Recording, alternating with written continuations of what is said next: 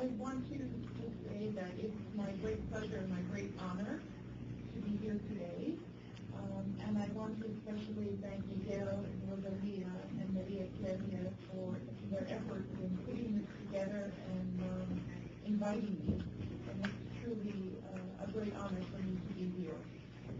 Also, I want to thank you for an opportunity to speak on topics that are very important to me, and I hope that you'll find them interesting and that you'll have many questions and we'll have a very rich discussion.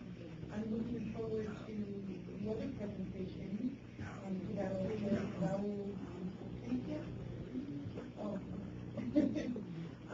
So I hope we have time for debate and a rich discussion.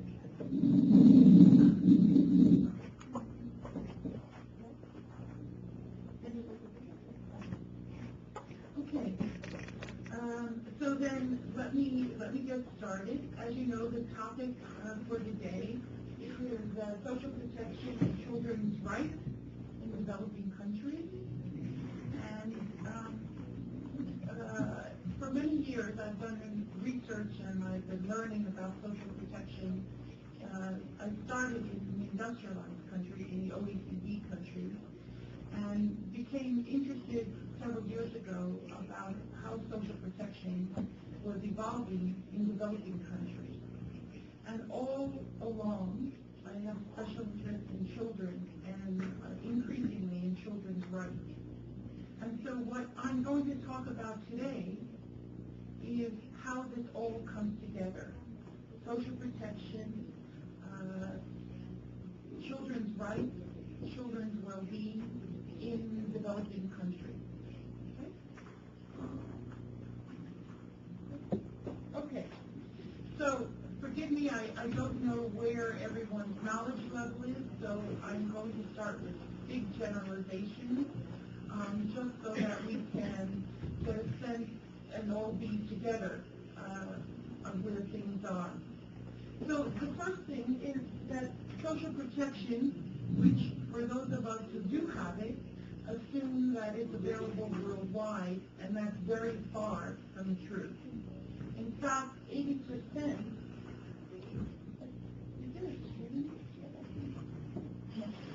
I'll move here. No, I'll move here.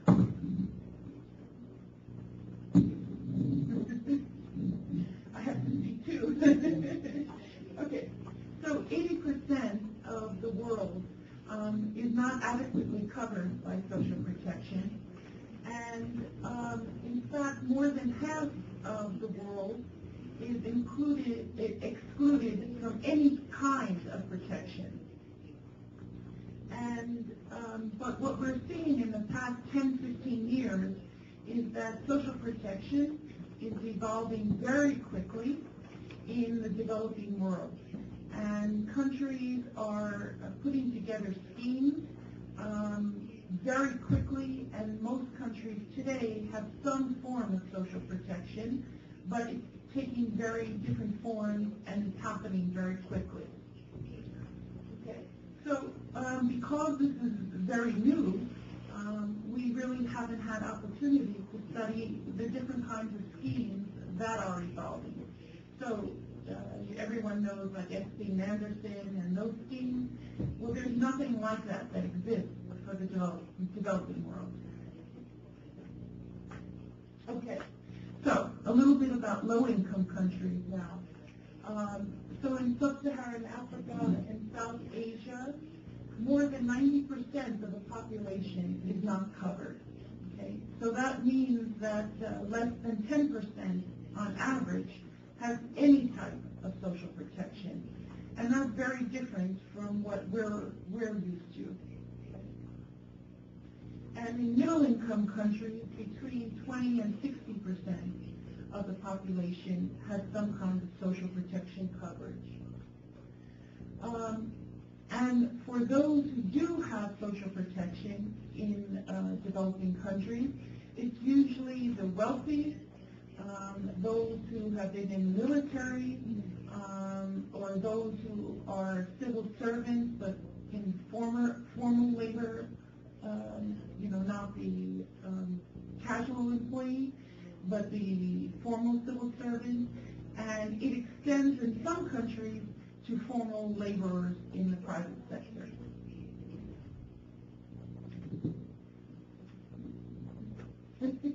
Okay, so a little bit about spending to put it into perspective. One of the reasons we know so little is that every country has a different system, and it's very different to compare it from one country to another country. In some each country has different types of ministries. They keep the counting different, and so it's very hard to get numbers that make it comparable, or even to know what programs are available in each of the countries. But a study was done recently trying to do this, and so you can see the results of that, the main results. In high-income OECD countries, about 14% of GDP is spent on what we call social protection. In transition countries, that is 10.5%. In Latin American countries, it averages about 5.3%. And in the Middle East and North African countries, it's about 5.1%. And in African and in many Asian countries, it's about 1%. So you can see that's a very wide difference, and gets to the point that social protection is very new, particularly in African and Asian countries. Okay, so most countries have social insurance, or I guess sometimes we call that social pensions or some kind of health insurance. And as I said, that's usually available for the people who are wealthier and probably could best afford the risk, and not available to the poorer people. And in some countries, the social insurance systems are products of what was introduced during colonialism. For example, in one of the countries that I'll be speaking about today, in Ghana, it was a way to increase loyalty to the colonialist government. And so that system stayed in place and since then has expanded, and has grown a great deal, but that was the origin. That's not true of all developing countries, but for many countries, that's where the social insurance came in, was it first introduced, was through the colonial government.